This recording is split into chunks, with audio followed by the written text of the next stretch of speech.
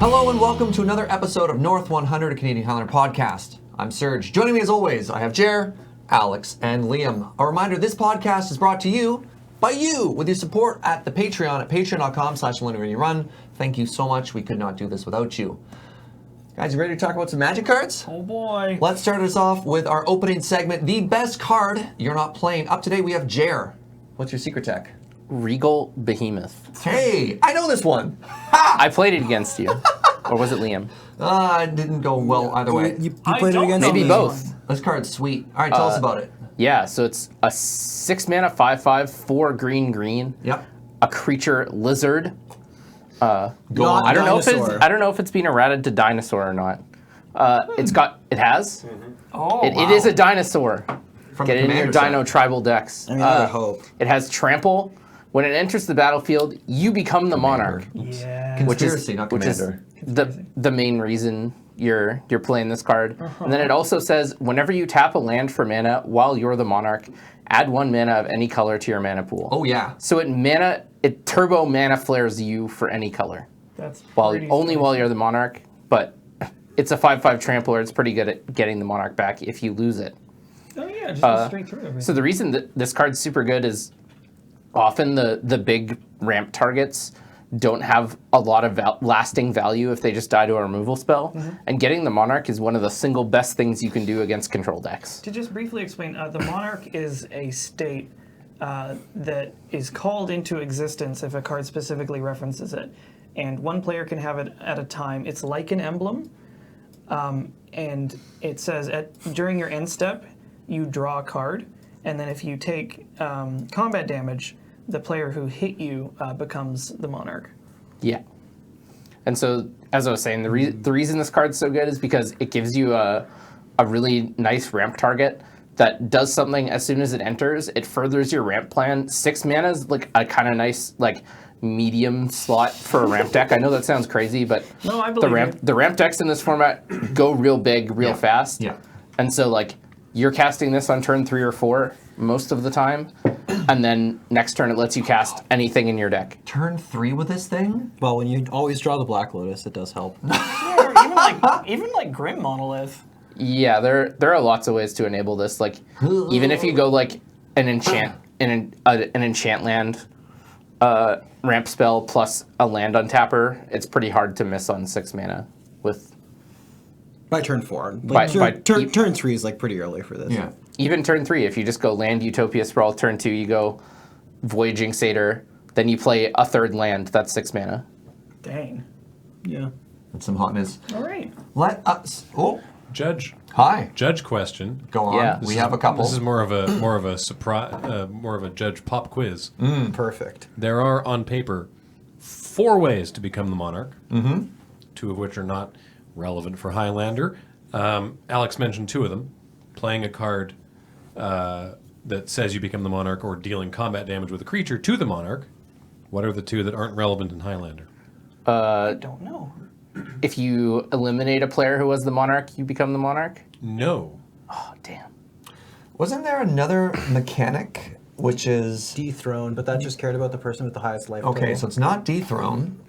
If somebody gets eliminated, does it pass to the next player in the player order?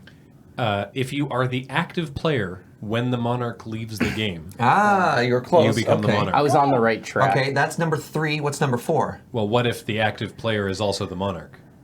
Then it just moves to the next player in turn order. All right. All right, so that was one of them. Yeah. Once there is a monarch, there always Must is be until a the game Yeah, is over. cool. Yeah. That was 1 and 2 kind Also, of worth noting, together. the Monarch, not well printed. Don't know how this one got by the editors. If you'll look at it, it says, at beginning your end step, draw a card. Yeah, it's Draw a card, sorry. Right. They didn't miss 2 of the important words, but there's an of That's fine. missing there. Yeah. All right, let's talk about today's theme.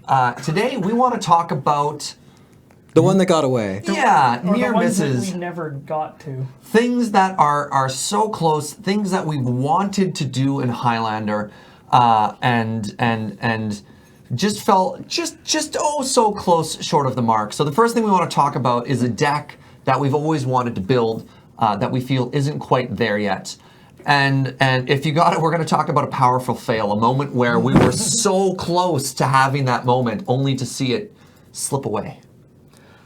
So, Jer, why don't you start us off? What is a deck you've always wanted to build that you think is so close but not quite there? It's a deck I've been talking about building for a little while. It's 5-color cycling. Oh, baby. So this is a deck that plays up 50 to 55 cards with the cycling mechanic. And the payoff cards are cards like Twilight's Call.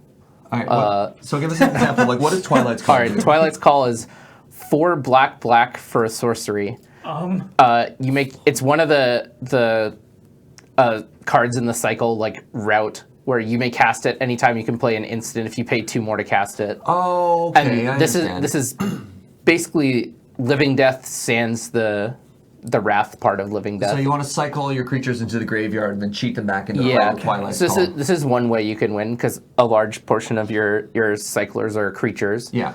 And then there are a few other ways to win, which are the Cycling Matters cards.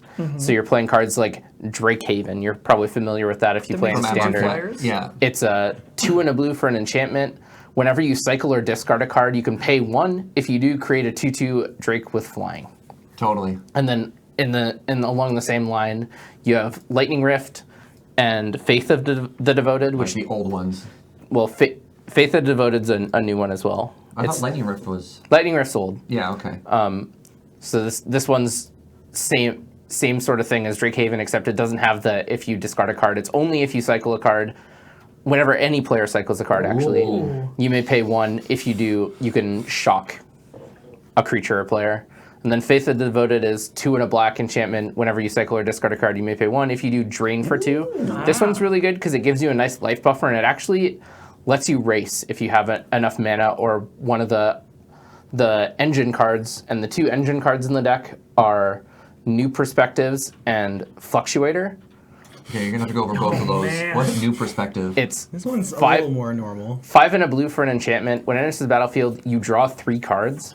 As long as you have 7 or more cards in hand, you may pay 0 rather than pay cycling costs. Wow. So that's the real reason you're paying this card. It's a huge cost, but the mana it saves you is insane, because every time you cycle a card, you're card neutral. So it just lets you do it as much as you want. And if you have one of these payoff cycling cards in play, it lets you go absolutely nuts. Right, this is what really makes it possible. Before it seems kind of like a cute synergy, but this takes it to that next level, And right? the other engine card, Fluctuator, is a 2-mana artifact, and says cycling cards cost you 2 generic less to play. Which for some of them is free. Lots of them, it's Yeah. free. Are you interested in a foil?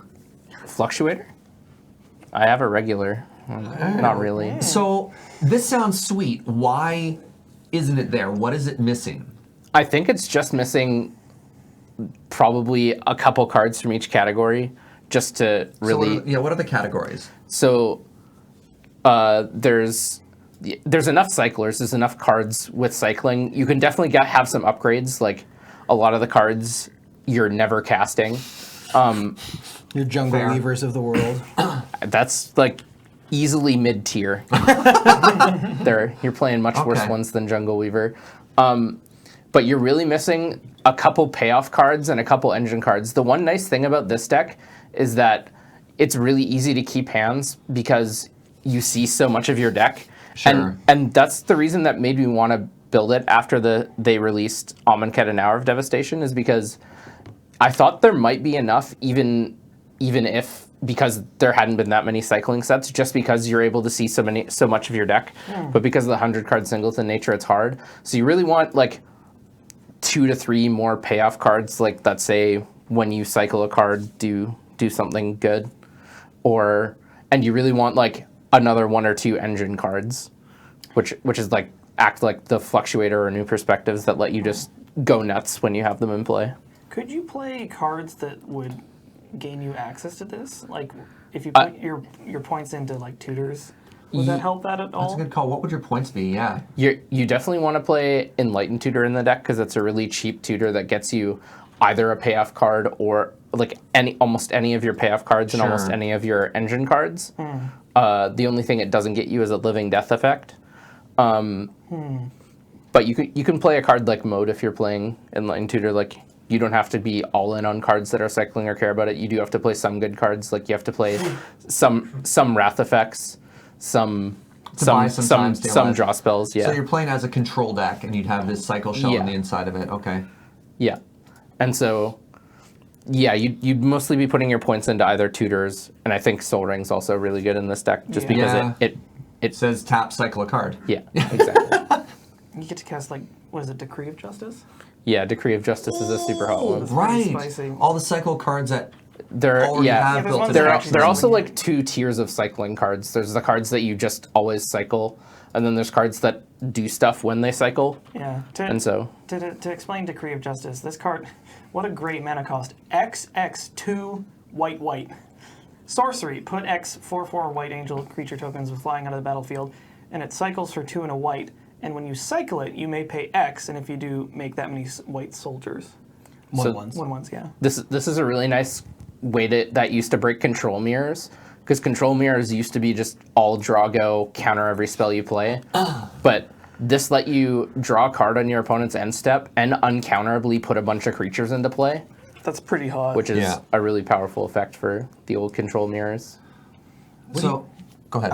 What are the matchups that make this deck unplayable? Like, what decks do you think this deck is good against, and what are the decks that maybe keep it down a little bit? I actually think this deck is really good against other control decks and even mid-range decks if you tune it properly. The deck is particularly weak to aggro decks and or decks that have a very linear game plan that this deck is hard to interact with. Like, counter spells just don't really fit in the list very well. You're playing like the ones that cycle, but apart from that, you can't really afford to play any. So it's hard to interact with your opponent on the stack, and it's weak to fast aggro decks, especially decks with disruption. So like Yeah. tempo decks and aggro decks. And maybe combo too is like a little tough, just because you Yeah. are gonna be hard You don't have pressed the to interact. clock. Yeah. You do, interestingly enough, you do have a bunch of cards that can like hose combo decks. Yeah, that's true, you're just because you playing get some to play random good like ones. Gilded Light is a card that gives you hexproof. It's an instant 1 and a white. Cycles.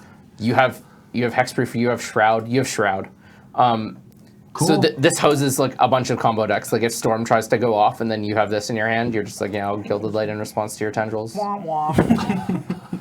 Cool story. Go home. It even beats like Bomberman combo and stuff, because they have to do that at sorcery speed.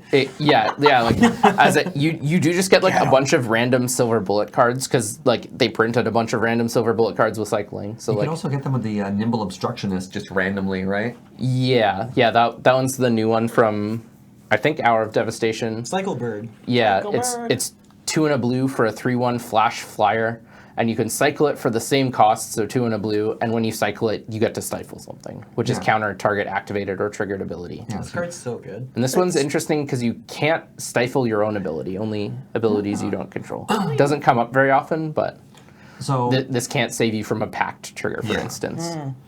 so close, but still not quite there. Yeah, that's what I'd say. I'm still gonna try it soon, even though Close. I don't think it's quite there. But All right. Do you have a powerful fail story? I do. It's actually from a really recent tournament. I was playing Blue White Control Okay. in the finals against Pat James the finals. on Sandra Bullock. It was going Yeah. super well so far. Yeah. I've been testing for. I have a bunch of big tournaments coming up. I'm going to be in Snohomish Nice. this coming weekend. Then there's the first qualifier for the 2018 year-end championship, and then it's on February 4th, hosted here, the 2017 championship. So all within the span of 8 days, I'm playing in like three Wow, okay. pretty exciting Are tournaments. you gonna bring the same deck for all three, or are you gonna see how the first couple I'm gonna go? see how it Yeah, goes. Okay. But I was playing Blue White Control in this tournament, which is one of the decks I'm sort of testing it out. Hopefully, none of the other top 8 competitors are too close watchers of the podcast. But yeah, so I was playing Blue White Control, and the game was going like all right-ish. He had a couple creatures in play, and he was just doing that thing where the the creature combo deck's just like hitting you with 2/2s for a while. His hand was empty, and I had Settle the Wreckage. I drew Settle the Wreckage, which is 2 white, exile all attacking creatures. I didn't want to cast it yet, and then he drew a spell that I had to counter, so I played a Snapcaster Mage for a counter spell. I can't remember what spell it was. Had to counter it, and then he stopped attacking with his creatures, and this went on No. for like 5 turns, and then eventually he just like cobbled together. Well, it's even worse A because then combo the win. other cards in your hand were like Logic Knot and Condescend. Oh, and he has a right. bunch of mana. Liam was watching this game. And then the next turn, he just like peels Bazooka Bog, bogs Jer off of Logic Knotting for any reasonable amount.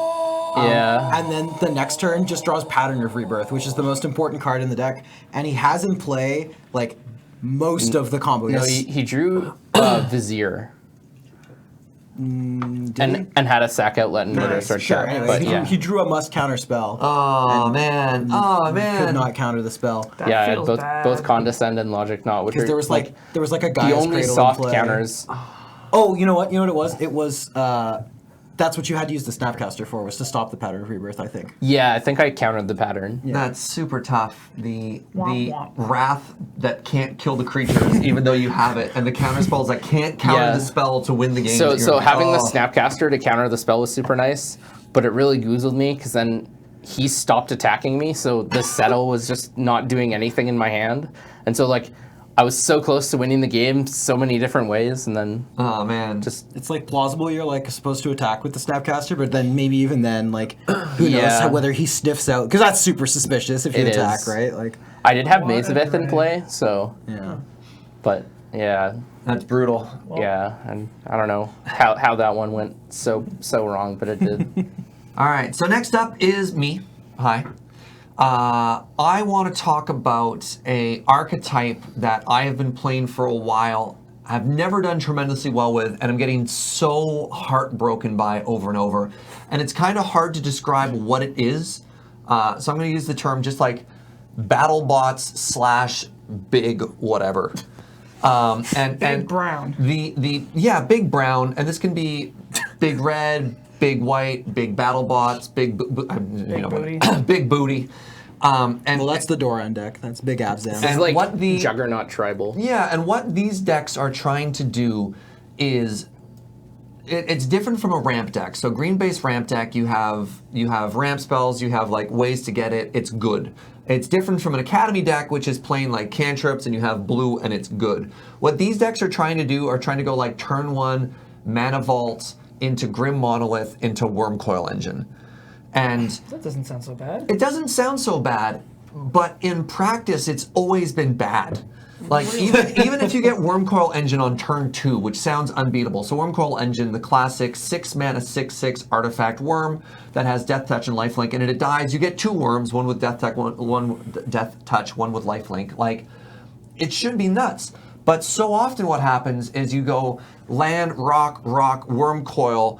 You've got no cards in hand. You've got 1 card in hand, and they have a removal spell. Yeah, like. And they've spent 1 card to remove your 1 threat, and you've invested your entire hand into this hand. Or due to the inherent inconsistency of the format, you either have all ramp and no payload, or all payload and no ramp. It's just not as smooth as the other colors. I see, because So- you lack the sort of fixing that blue would get you. Yeah, or it's just all in. And the way I felt, it's like, Maybe you also lack the sort of like plan B or C that something like Hoof has, where it's like, if I draw only ramp spells, I can attack with them. yeah. It's just It's maybe not a good plan, but it's something. The way I've had people describe this to me, and I mean, obviously I'm not the only person who builds these decks. It's like, Serge, you managed to put together some of the most unbeatable 7-card hands in Magic, in the most inconsistent decks I've ever seen. It's just like you can mulligan to nothing. So I don't know what it'll take to get there differently. Your range of experience is either like do nothing and lose, Yeah. or send them to the Shadow Realm in such a way that they just like that's it just a leaves win. like scorch marks on the carpet where you just destroyed them so hard. The sec- And then the next game you'll be like, I didn't do anything. yeah, sorry, go ahead. No, you go. This reminds me of a conversation we were having with Nick Picard the other day about deck building styles, and this is a deck that I think would benefit from the really mathy style, where you like Oh, just you want to run the like numbers. Frank Karsten the. Who's Frank Karsten? He's a Channel Fireball writer, but he like Well, and a Magic Hall of Famer. yeah. And a math PhD. Yeah. So he every time a new set comes out and like a card says like if you have something in your hand, he'll tell you how many. He'll like do the stats on. So like he ran the numbers on like Collected Company. How many creatures do you need in your deck for Collected Company to hit 90% of the time?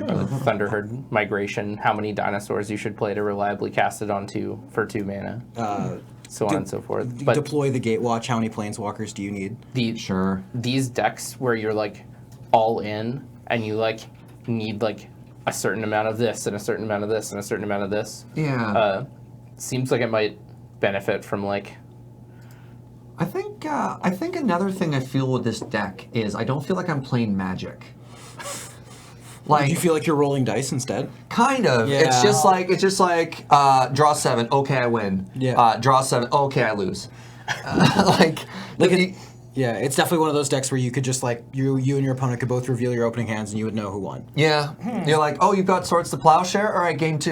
You're like, oh, you got Force of Will? All right, game 2. It's kind of tough, and I suppose there's maybe a less all-in version of this, which you can do in other ways, but then why are you making this archetype? Like the sort of the nature of this archetype is that all-in, maybe? I suppose it's like you've min-maxed the risk-reward so hard that it just isn't worth playing. You know what I mean? Like you've pushed them to their outermost boundaries where like it just doesn't. Like the math just falls apart. Well, it's kind of a weird spot too, because in our format where you get like at least in Victoria we have the sort of like House Mulligan rule, right? Where you get a bunch of mulligans. Like I know, like this deck bears some similarities to like Big Red or like the Matthew Brett Davies special Big Idiot Dragons, which he finals with a couple weeks ago. Oh yeah, and he was just saying like, yeah, I kind of just high rolled everyone today. Like he had a bunch of good hands. Like I watched him against Nick go like game 1 cast turn 1 Blood Moon, game 2 cast turn 1 Magus of the Moon and lose.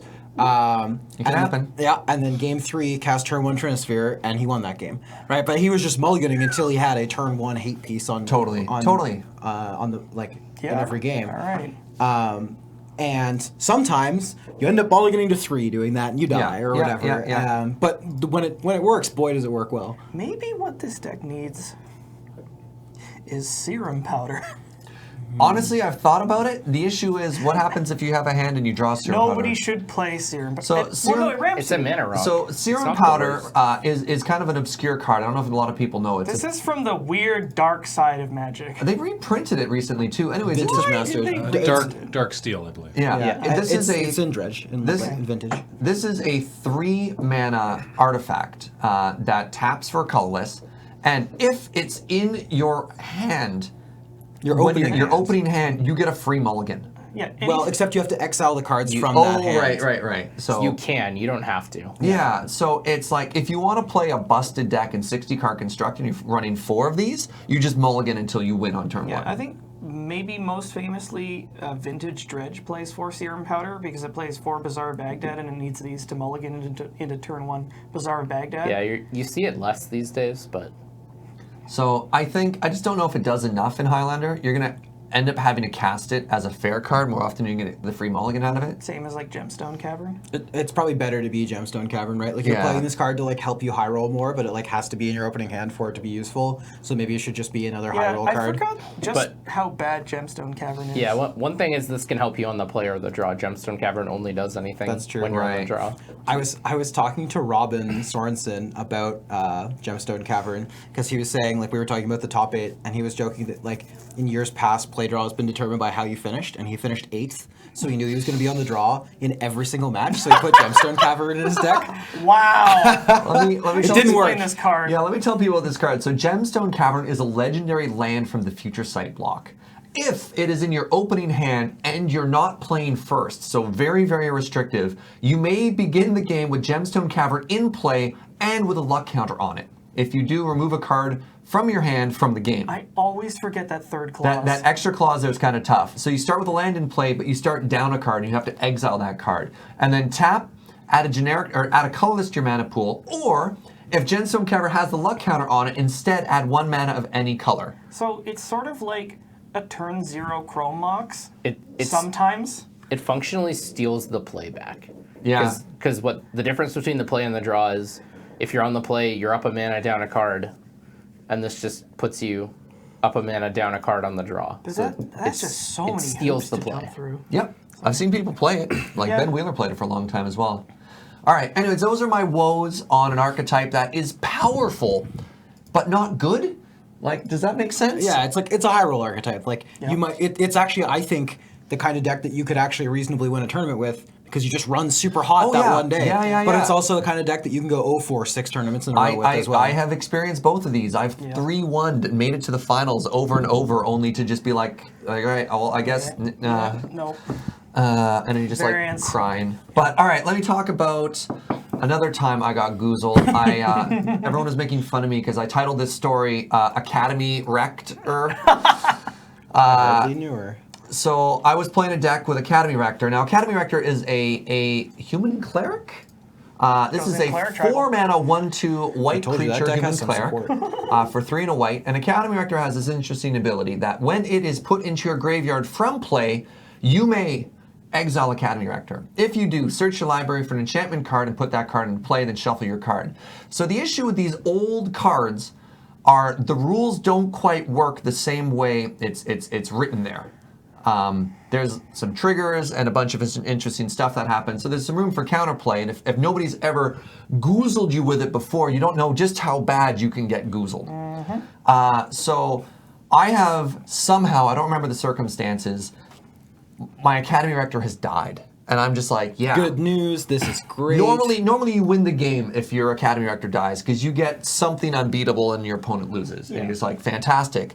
So my Academy Rector is going into the graveyard and my opponent Allison is just like, I have a response to the trigger. And I'm just like, what does that mean? Like, you're playing the rock. You don't have Stifle. How can you respond to my trigger? And she casts Necromancy. So Necromancy is a 3-mana enchantment Go on. in black for 2 and a black. And I've normally seen this as a reanimate card. So when it comes into play, you take the creature. But if you can cast it as an instant spell, and if you do, you sacrifice it at end of turn. I'm like, what is happening? And she explains to me, because she's an L2 judge, exactly how Academy Rector works. It goes into your graveyard, then the trigger goes on the stack, then when it resolves, you would remove it from your graveyard into the exile zone, then you get to go get your enchantment. So what she said was, well, great. It's in your graveyard, the trigger's on the stack, I'm going to steal it with Necromancy. So then when your trigger resolves, it fizzles, nothing happens, and then it's going to die at the end of your turn because of Necromancy, then I'm going to exile it into your graveyard, and I'm going to get an enchantment. Your exile zone. Into your exile. And sorry, yeah, and I'm just like, That's how that works. Yeah. That's how that It works! goes to your graveyard, but she gets the trigger. Yeah, she controlled the creature when Yeah, and then it dies when and it you get the died, so trigger. she gets the trigger. Okay. Yeah. I believe you. It just like that's one of those like Shenanigans. this is the reason they changed this rule because it feels like clunky and unintuitive. Oh yeah. And just the joy just turned into sadness. Yeah. Yeah. Man, Deathrite Shaman would probably be really good against this card Yup. too. Oh yeah, no, there's Scavenging scavenging ooze. Like there's so many opportunities to counterplay against it, but it doesn't look like that from the way the card is written. Yeah. Yep. So Timing. she just straight Academy wrecked me. Boom, boom, boom. Yeah. Sad So- trumpets only. So you were talking about a list that you've been working on that's powerful Yeah. but not good. Yeah. I have a list that's neither of those things. Perfect. Go on. But you let's- want it to be good. I do. I Okay. really want it to be good. We're going to talk about Zombieland. Yeah. Fans of the show will not be surprised. This deck is so frustratingly close to being a thing. Why isn't it there? What is this deck missing? So It's- what is Zombielander? So Zombieland is like zombie tribal. Nice. In the same way that like elf tribal or goblins tribal would just be like a deck that plays a bunch of creatures with the zombie subtype and then cards that exploit those synergies. It suffers very plain and simply from a density problem. It has some really, really good 1-drops, Yep. and their quality drops off like a cliff after about 4 or 5 cards. You're like, wow. Yeah, you start off with Gravecrawler Nice. and like Diregraph yeah, Ghoul. Diregraph Ghoul. Yeah. Crypt and- Breaker. Yeah, Crypt Breaker, and there's the new one, the Jackal. What's it called? Like Forsaken Jackal. Dread Wanderer. Yeah, Dread Wanderer. stuff like that. And then, you get into stuff that's like maybe a little marginal, like Carrion Feeder. Yeah, Sarcomancy. Sarcomancy, which is fine. Carnophage, which is okay. And then just bang, right straight down into like The sea. the kind of cards that you get after that. Is Carrion Feeder a zombie? Oh, Yeah, Oh, Carrion yeah. Feeder's a It zombie. eats things. He's All good. Are like I figured that card's reasonable. Yeah. It's good with Grave Crawler. I don't even remember the names of these cards, but there's like a 1/2 for 1 that has protection from humans. There's a 1/1 for 1 that nugs your opponent for 1 when it comes into play. Yeah. There's 3 copies. Scarhide is a zombie? No, it's a No, Minotaur. It's not even a zombie. Yep. It's not a zombie Minotaur? No. Flavor fail. There's 3 copies of Putrid Imp, or not Putrid Imp. What's the one that when it dies it -1/-1 something? Festering zombie? Yeah. Like Festering Ghoul or whatever it's called. Yeah. There's 3 The cards that Goblin are or just whatever. like that. Yeah, Festering Festering Goblin. Goblin. Yeah. There's 2 other cards. Except it's better because they give counters, right? Yeah, there's one that does counters. Yeah, the Festering Festering Mummy. Mummy is the new one that is better. And there's one other one, the name of which escapes me. But like the quality just like drops off. Like you start with these really great aggro 2/2s or 2/1s for 1, and then it just turns into garbage. The 2-drop slot is kind of similar. There's some pretty good ones in black. This is where you get into the color conundrum as well. Because like mono black is where the deck is based in. There's like the most good cards there. I mean, zombie is like the black. Green, I think, is Poster boy, right? the second strongest because you add in a lot of really good 2-drops like Putrid Leech is amazing. Lotleth Troll. Lotleth Troll is amazing. Yeah. Trying to think of any Is other ones. Varol's a zombie? Varol's, I think, might be a zombie. That one's but a he's a 3-drop. Sure, Yeah, you sure. start Just the big really, green really cards. hot with stuff like this. But and like, Golgarigi's all yeah, about the zombie like- stuff too. Like that's just a flavor direction Sure, that it yeah. you goes in. get more recently like Relentless Dead, the 2/2 with Menace, Yeah. and it can regrow zombies and stuff. And then once again, the quality drops off really, really fast. You have And- Wayward Servant in white. Wayward Servant? Well, this is where it gets tricky. Is okay. So 2 colors isn't there. 3 colors. Yeah. There's some new ones from Amonkhet that are really, really good Yeah. and add a 3rd color. Yeah. So then the deck starts getting really, really shaky on the mana base. It also gets tricky because blue has zombies I was as going well. to say, I and was then you gonna get say, the, you just the lost- 3-drops. Yeah, Blue's got some okay ones. And they're The even red Diagraph zombies, right? Captain's Yeah. the big one, right? Yeah, blue. That's the that big one one. breaks my heart. There's actually like pretty few good blue cards, except for one that's amazing. This card is the stone nut. Yeah, in this Diregraph deck. Captain is 1 blue black for a 2/2 with Death Touch. Other zombie creatures you control get +1/+1, and whenever another zombie you control dies, target opponent loses 1 life. This card is insane and the wrong color to It be was put just in a deck. 1 black. Yeah, like it starts if this is like the graph of playable blue zombies. Diagraphed Captain is here. The next playable card is like down here. And then the 3rd one is at the bottom of the graph. Yes. Yeah, and I suppose the other tricky thing is the black cards want you to go black, black, black, black, black, black. Yeah, like Gerald's we Messenger. get into the 3-drop slot, which is actually maybe the best part of the deck. It is. I think there's enough 3-drops. Like the 3-drop slot is solid. You actually you- have plenty of lords that are really good. You have lots of great juice. stuff like Drag Mangler, that's just like 3/3 with haste. You've got Morn Willow. Amit Eternal, Mornwill. Mornwill is not a zombie. I don't think so. What? I think it's a plant But skeleton. it's baby juice. It's a plant skeleton. Sorry. I know. Serge, why I do you wish. think I'm sorry, doing did you this? call it baby juice? Baby juice. It's yeah. not quite as good as the regular juice. So you, Do we need to explain the juice? Yes, We already have. We've done it before. Okay, if we've Okay, explained the never juice mind. already. must Yeah, have your missed that lords episode. include at the top Cemetery Reaper, Yeah. which is like the best because it makes its own gas. Yeah. It's it farts aggressively? Like it's what? 1 black for a 2/2. Other zombies you control get +1/+1, and for 2 and a black, tap, exile a creature card from a graveyard, Hey, graveyard. make a That's zombie. exciting. Yeah. So it makes 3/3s basically. This card's nuts. Yeah. pretty hype.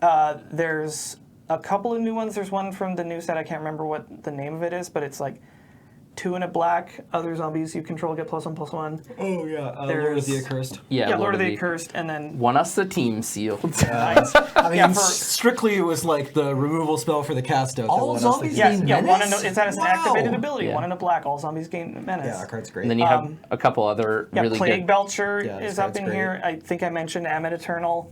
Yeah. There's another one that Zombie Crocodile Demon, one of the best type lines in all of Magic. Ammon Yeah. Eternal's a very I real card. We should played talk this recently. about Ammon or and Plague Belcher. Ammon Eternal, and this might actually lead me into the next part of my discussion. Ammon Eternal is 2 and a black for Zombie Crocodile Demon. Yep. It's a 5/5 with a flick 3, which Yep. means whenever it attacks and is blocked, the defending player loses 3 life. Whenever an opponent casts a spell, put a -1/-1 counter on Ammon Eternal. And whenever it deals combat damage to a player, remove all counters from it. This card's really This good. guy hits real hard and will get damage in. We should talk Yeah. about this as the best card you're not But playing too. This it's- card can make it's it pretty into good. quite a few decks. Yeah. I played it in like a green-black aggro deck with like mana crypt and stuff. Like we're doing casting some turn 1 Ammon Eternals, Totally. turn 2 Ammon Eternals. I've done similar So things, yeah. I think was Ammon good. Eternal might lead me to my sort of conclusion on this deck, which is that Golgari aggro is just better in almost every way, because you don't have enough. You don't have enough zombies on the low end to make the really, really good lords on the top end worth playing. So you're slower and clunkier than something like goblins. You lose out on a lot of the resilience that you can get in Golgari aggro, just from all the different creatures you can play. And also a lot of the card quality. Like, Golgari aggro plays the best black aggro threats and the best green aggro threats. And it just has, like, these advantages, like it gets to play Scavenging Ooze, Goyf. and, like, Reclamation Sage, yeah, Tarmogoyf. And it's just, like, it's just a better deck. It in feels the better same to play colors. removal spells in Golgari aggro than in Zombielander because you're not sacrificing from a synergy-based deck. Yeah.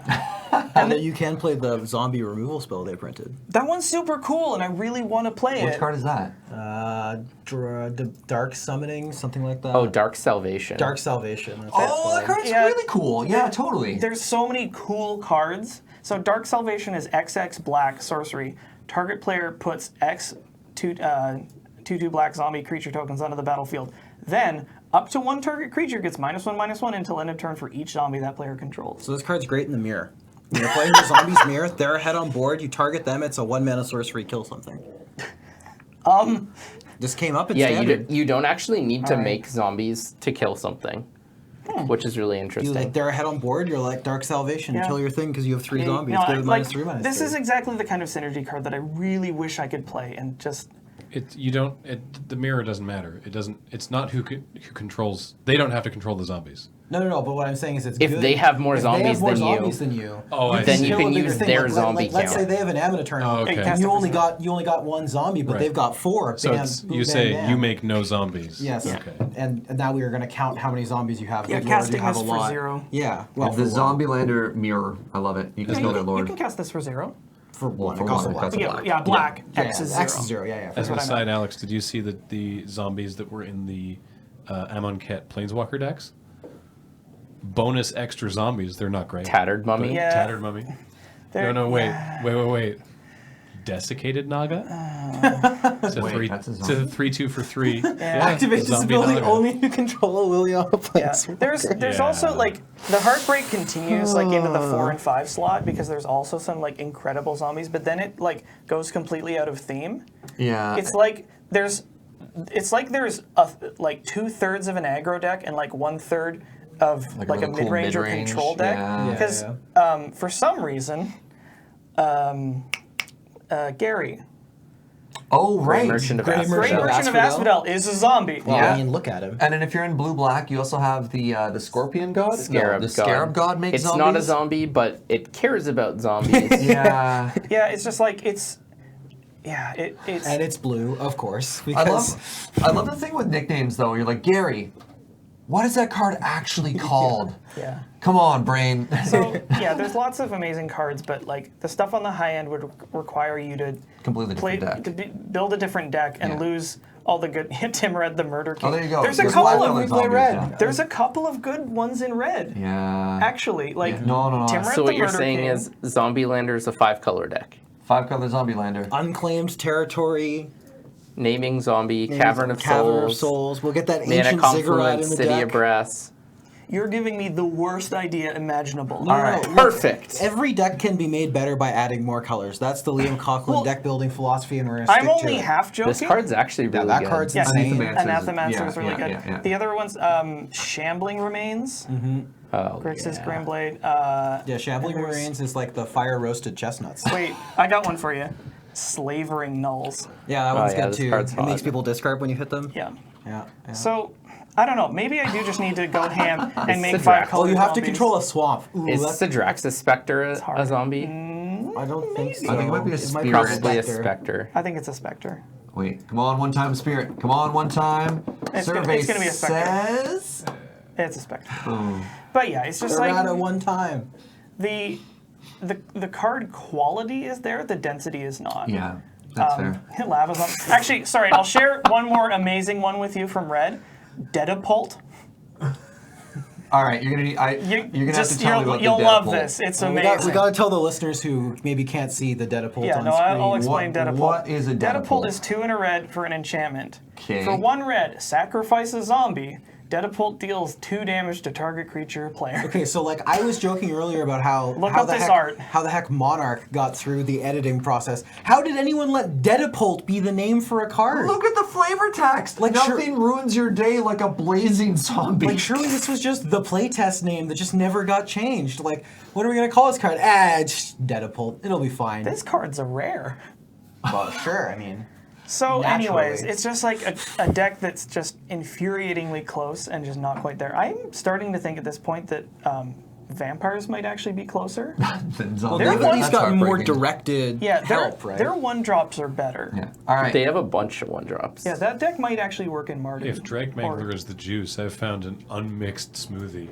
I really love Shambling Remains.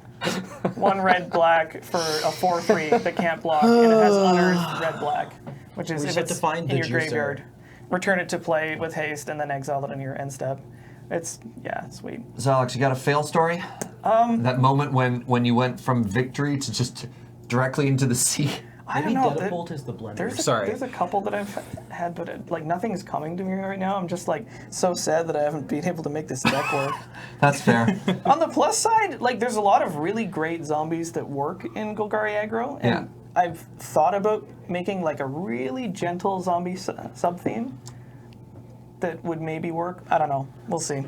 We can deck it. We can deck tech it. Well, then let's throw to Liam. Liam, what is a deck that you want to make but you just don't think is there yet? Yeah, so this deck that I've been like really actively trying to make for a while, when we were talking beforehand, I was just calling it 4-color spells. Now, what does that even mean? Yeah. What is 4 colors? Which 4 colors? Which spells? And why not? It's a great question. I'm glad you asked.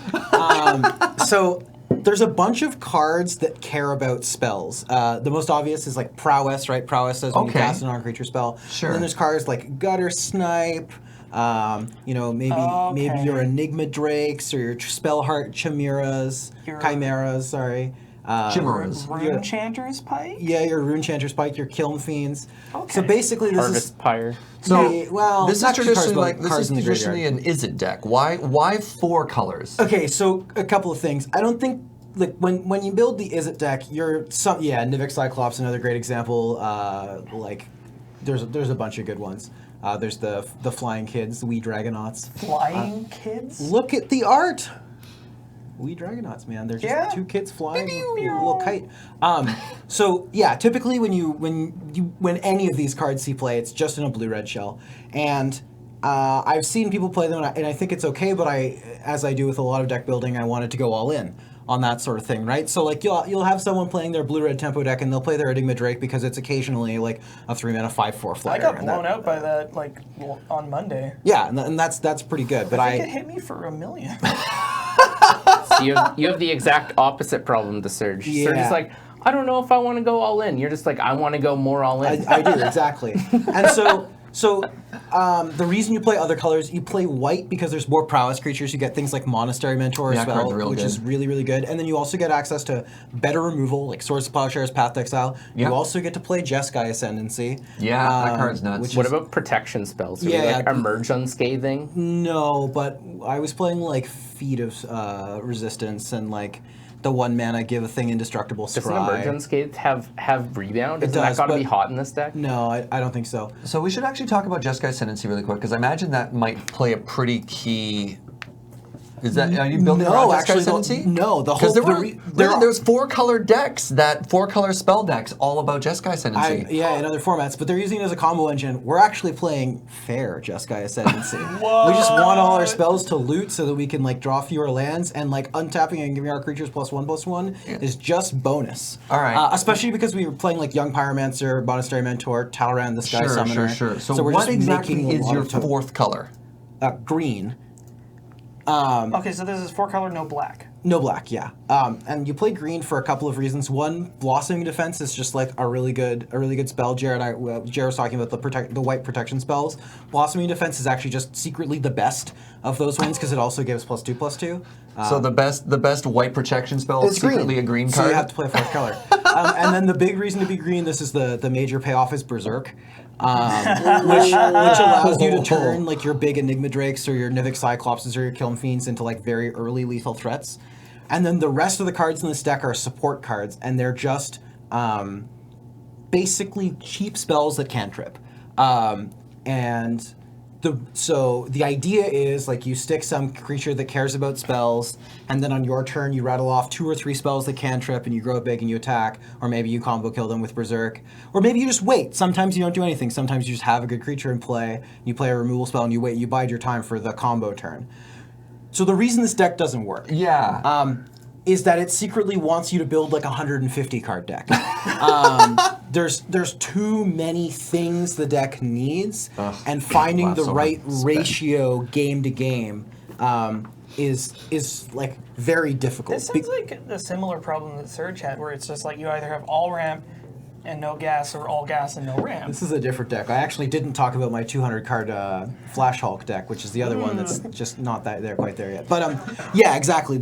So the issue is like your ideal hand is like 3 lands, creature that cares about spells, spell to protect your creature, and then 2 cantripping spells. And then ideally you never draw land for the rest of the game. You just cantrip into more cantrips, and then you Shadow Rift your thing and you kill them. I got it. In practice, you never do that. Mana Severance. No. Main deck it. I mean, I have a different deck that is the main deck. We don't have sideboards. Why do people keep saying this? Main line. Main line. Yeah. Well, there is a Mana Severance combo deck, but that's a different deck. Totally different. Though I also like that deck. Yeah, it's a cool deck. But yeah, so the big problem is that the deck just like wants too many different things, and getting the right ratio has felt very difficult. The second issue is that this deck does not exactly interact super well. You're kind of trying to do a linear thing, but you're not doing your linear thing consistently, which means you lose a lot of the benefits you get from being linear, and you lose to the other linear decks because you're slow. So I put this deck together once. I was going to bring it to a tournament. I played some practice games. Really didn't feel very good, and I've taken it apart, and I'm sort of waiting, because the sort of cards I need to be printed for this deck to get there are cards that are going to deal double duty. So I need... More charms. Well, yes. Yeah. But I'm also even just looking for like if there were more like deal 1 damage, draw cards, single red spells, like that spell's insane. I get that spell's insane. You mean like Needle Drop? Well, Needle Drop has some restrictions, unfortunately. Yeah. But like I need spells that draw a card in addition to doing something like a little innocuous, but like powerful enough to make it into the deck. And currently there's just not quite enough. That's a drag. The other option, and the other option I've considered, is you could go more all in, and you could only play the creatures that get bigger when you cast a spell, and maybe you'd play the ones that deal damage when you cast a spell, but you cut all the prowess stuff. But then you're just bad infect. I was going to say, you're basically just an infect deck there. What if infect had to count to 20? Well, but it's like, the reason it's better is, what if infect had to count to 20? and they could actually deal infect damage to themselves, and all of your spells were basically pump spells, right? Yeah. So there's some positives, get but to play yeah, better I mean, creatures. the Yeah, conclusion okay. I came to is that it would just be worse infect, and the biggest issue is, in order for that deck to work, you just need more Nivik Cyclopses, more Wee Dragonauts to get printed. There are 5. There's Kiln Fiend, Nivik Cyclops, Wee Dragonauts, Mercurial Geists, and 4-drop or it something? does cost 4. We don't get to be picky. I'm Is gonna it call it. Spellbound Dragon? No, I was that gonna say, one's I'm an gonna call it activated right now. ability. There's gonna be probably 2 that are gonna get suggested in the comments that we just like aren't on our radar. Maybe. They're gonna be like, Liam, have you heard of this? You're like, oh, Yeah, but so problematically, there's like 4 or 5. Even Yeah, if right. there were 10, that would maybe not So be yeah, enough. you're a worse version of a deck that almost works to start with. I mean, I actually think Infect is a reasonable deck. Yeah. I want to play some more of it. I think that it's gotten enough tools now, and the pump spells are good enough. Like, I have almost all the cards to build it, and I've sort of been giving it the side eye because it's like, it's like I have all these Moxas and I own a copy of Berserk. Yeah. And it actually might be pretty good in the metagame right now because people are trying to do a lot of like unfair stuff, and Infect is very fast, and when it doesn't get interfered with, it's good. But unlike this deck, which doesn't do that, right? It's not fast. It does, like, I mean, I think if this deck goldfishes like a turn 4, turn 5 a lot of the time, but also folds to like a stiff breeze. yeah. You're like, oh, you had any removal spell. Right, removal spell often kills you, hand attack spell often kills you. So on the flip side, like an Izzet deck is more dedicated to protecting its threat and playing like a longer game to it. And it's not as all in on the spells aspect, right? Like that deck is just like pretty happy to play turn 1 Delver and then play some counter spells, and just counter what you're doing and burn you out eventually. Yes, Flux That was the Charger one I was didn't thinking make of. the deck, but yeah, this one's in the deck. Electrode. You can play things like Oh, that wall that. that card. Actually, I didn't have in the deck, but might be worth playing. But yes, yeah, you can play the I forget what it's called. There's the 2/1. There's the Firebrand Archer that deals 1 damage whenever you cast a non-creature spell. That card's good and gets in the Thermo deck. Alchemist. Yeah, And Thermo Thermo And Alchemist there's is a the other wall that does something reasonable one. similar as well that you can keep untapping. Yeah, from RCR. Electrode. Yeah. Right. So like, there's those kinds of cards as well, and maybe you need to like trim down on the creatures, be more dedicated, trim down on one of the colors probably. But I just this deck is just not there yet. That one notably only to creatures. Weaver of Lightning. Sorry. Yeah. Yeah. Can you remind if we're gonna reference something for the audio people? Yeah. That's all good. So anyway, that's my deck. It's close. I would like for it to be good because I like playing Infect, but I would rather have people be actually able to deal damage to themselves that I could care about. Yeah. And I got a little tired of getting Malira'd. The last time I played Infect, I got Malira'd Wait, 2 rounds. what? Yeah, I got Malira'd 2 rounds He played in a row. against, played- Sandra twice in a Bullock. row. Sandra Bullock has Malira. Just played and against if you- Sandra Do they Bullock. still play Malira even You though play both? Sure, yeah. Why I would just you want play as many both? You're already combo in pieces as green. possible. Yeah. Yeah. And also Vizier is also like good against you, though not as good as Malira, which Yeah, literally reads you to lose the game. The incidental hate against Infect is kind of tough in one of the good Did you decks. know that when Malira is in play, Inkmoth Nexus deals no damage, infect or otherwise? One of those fun little modern attractions. Pretty All right, Liam, unpleasant. tell me if you feel like sharing a story where you managed to snatch defeat from the jaws of victory. Well, I have a lot of these stories, I'll be honest. I do a lot of powerful things that end up bad, and we've told a couple of them on Powerful Magic already. But this one I think is pretty good. So a couple of months ago, I'm playing against Garrett, good friend of ours. Yep. And listeners who have been listening for a while will remember Garrett's the one who famously misdirected my Banefire. It turns out Garrett's savaged me more than once. I have a long and storied history of losing Many to Garrett in kind of epic fashion. So we sit down across from each other, and we're kind of like, we know something wacky is going to happen. Neither of us know what we're playing. Like, oh boy. Yeah, and then Garrett goes, turn 1, land, fast bond, play 4 lands, cast Wheel of Fortune, Whoa! go. My man. Slow down. Yeah. Like, let's go to our 7s, except I get to start the game at 15 life. Or and with- sorry, I was on the play because I played a land and then passed, and he did Okay, that. yeah. Then I untap, I play land, cast Channel, and then I channel out a bunch of artifacts because I'm playing Paradox Engine Storm. So I channel out like 4 2-mana rocks and something else, Powerful magic. That is so and then I cast Time Twister. So you both you've drawn 14 cards. I want to see this wizard battle animated. It would Right, be like an yeah. episode of Dragon Ball Z. So we're up to like 45 cards drawn in 2 turns of Magic so far. Amazing. Then Amazing. Garrett, and I have the kill in hand now. I look down at my 7 and I'm like, great, I'm going to untap and kill him. And then Garrett untapped and killed me. Well, sort of, because then since he had Fastbond in play, played a bunch more lands, played out a couple more eggs, cast his own Time Twister, shuffled our hands back again. So your kill disappeared. My not only did my kill disappear, he then subsequently found lethal in the course of doing this. Wow. So we counted, and it was after the game we had collectively spent something like 60 mana and had drawn somewhere north of 60 cards On turn 3 or 4 or whatever? and we played 5 turns of Magic. Yeah. Or 6 turns of Magic. He killed me on his turn 3. I was going to kill him on my turn 4. It's like, oh, we're gonna have to go to the Phantom to see the replay on this game.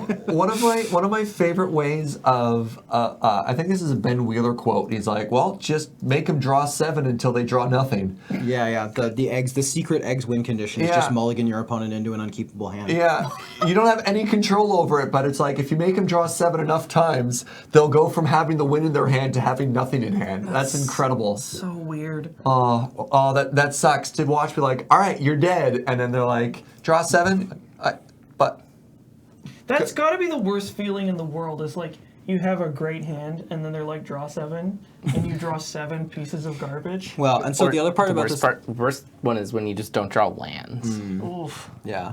So the other funny part about this is we both finished the game with, let's just say, not a lot of life, right? Like, I died, but he was at, like, 4, and I was at, like, 2 when I passed and the turn. nobody hit it yet. No, because, like, the way he killed me was that he found Pyrite Spellbomb. Like, he didn't combo kill me. He just played a bunch of stuff and wheeled into Pyrite Spellbomb and 2'd me with it. And I died, because I had channeled out... Well, I mean, that's why this story is tragic, right? Amazing. Like, it was just like, incredible. and in fairness to him, the way I was going to kill him on the next turn was like not going to be a combo kill either. It was going to be something innocuous where I just dealt that's 4 incredible. damage or something. So Well, Yeah, because he'd taken a bunch off Fastbond. Yeah, he had taken a lot off Fastbond. I had spent most of my life casting artifacts off of channel. love it. Yeah, it was a good game. Lots of fun. Not a lot of turns were played by many people. We were laughing the whole but they time. were spicy turns. Like it was like the first wheel gets cast, and we're both kind of like, okay, we're playing combo decks. This is cool. Then the second one gets cast, and we're both like, okay, looking a little weird now. Don't know why everyone's casting all these Wheel of Fortunes. Then he cast, and then I Time Twister, and he's like, okay, well, sure enough. And I'm like, all right, I got the win, easy life. And then the fourth one gets cast, and we're like, okay, shuffling our decks for the 6th time in this game. nice fat graveyard. Yeah, it was good. It was fun. All times. right, let us move on to our closing segment. That was sweet. I think we're getting there. I think we've got some brewing ideas. I think we've shared some sad stories. So let's go to our closing segment, Powerful Magic. And man. Alex, actually, is this powerful or is this your fail? This isn't like crazy powerful. It was just a really fun little interaction. Nice. Really All right. cool. That I enjoyed. Okay. So, it's Monday. I'm on Aristocrats, and my opponent's on Is It Aggro? Did you sleeve up the new Aristocrat Lord that is did. printed? Is it amazing? I only think I cast her once. Okay. So What's her name We're talking again? about Alenda. Alenda. The Yeah. Dusk The Rose. Dusk Rose. Yeah. I'm really excited to play her. She is in there. Okay. My recently acquired Imperial Recruiter is hoping to fetch this card and just get the curve right into it. So he's got Magus of the Moon in play. Awkward. And I have no red source until now. So I've gone the whole game, and I've got this Butcher of the Horde stuck in my hand. So I'm just like, non-red source, non-red source, non-red source, non-red source. He plays Magus, and I'm like, oh, How many basics does your Aristocrats deck play? 1. Great, good. I play 1 swamp. Perfect, good to know. So I had, I think, a couple of creatures in play and Blasting Station. So I think I marked a damage on What does Magus Blasting of the Station Moon. do? Blasting Station is... So this is a card that I'd formerly cut from Aristocrats because I didn't think it was good enough. Turns out I was wrong. That it's a worse copy in almost every way to Goblin Bombardment. This is a 3-mana artifact. You have to tap and sacrifice a creature, to deal 1 damage to creature player. And whenever a creature comes into play, you may untap Blasting Station. You have to jump through a lot more hoops to make this work. But it turns out this effect is so stupid in this deck, it's worth playing a crappy version of a, like, almost broken card. Sure. So I'm using Blasting Station, and a lot of the creatures in my deck leave behind a second body, so you can actually just go, like, double creature, tap, sack it, get the trigger to untap it. So, like, before I do this, I tap one of my non-red sources, float a red. Okay.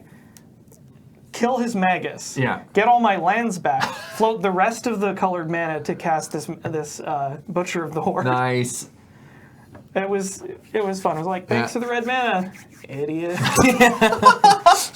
I think I won that one because I felt like I think I. Whatever. You won in our hearts here. You won in It the was, spirit. it was spicy.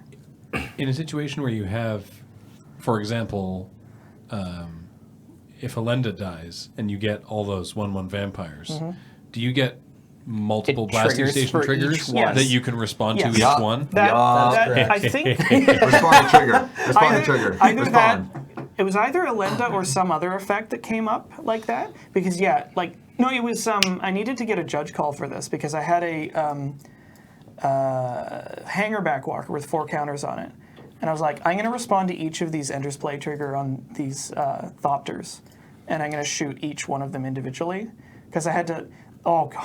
So I'm going off on a tangent here, but do you know what 2 cards are really good against me? What? Eidolon of the Great Revel. Okay. That one's like okay. So Eidolon, your deck is cheap, so Eidolon's going to get you on a lot of things. And is it Rampaging Yeah, Ferocidon? that is what it's Rampaging called. Ferocidon. Oh, I don't think okay. I can beat that card. So this is notably just banned in Standard because Yeah. a lot of people Too couldn't powerful. ban this Good. card.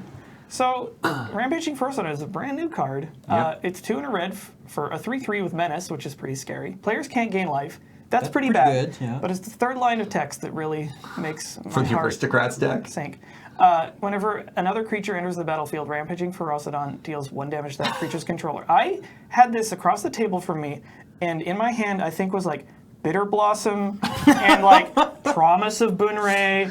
And I think I also had like Sprouting Thrynax and stuff, and I was just like, Come on. So you're just like all of a sudden these cards from being go from being like powerful cards. Now you're looking at them being like they're just like, these are all like Yeah. lightning axes to my face. Lava Axe me. This is like Sulfuric Vortex me. That's super funny. It was just like, I have all these effects that make lots and lots of creatures that interacts very well with 1-for-1 removal, but I can't beat this stupid dinosaur. All right. Well, let's call it here for the day. So thank you so much for tuning in. I don't think we have deck lists to share because they're decks that we wish existed but aren't quite there yet. They're but just piles of cards. they're close. They're broken close, dreams. and we're a bunch of brewers, so we're gonna keep trying to do this. Actually, I have a list for mine. I'll link it. Oh, there you go. I have like 105 card list for cycling. I'll link it. Oh my goodness. All right, never mind. If you check out the YouTube comments below, or in the description part of me, you'll find our latest attempts at these lists and however they go. Anyways, thank you as always for watching. Thank you for your support because this episode is brought to you by you over at the Patreon at patreon.com/LoadingReadyRun. Without your support, we couldn't do episodes like this or any of the other content Loading Ready Run does. So thank you for that. And as always, we'll see you next time. Goodbye.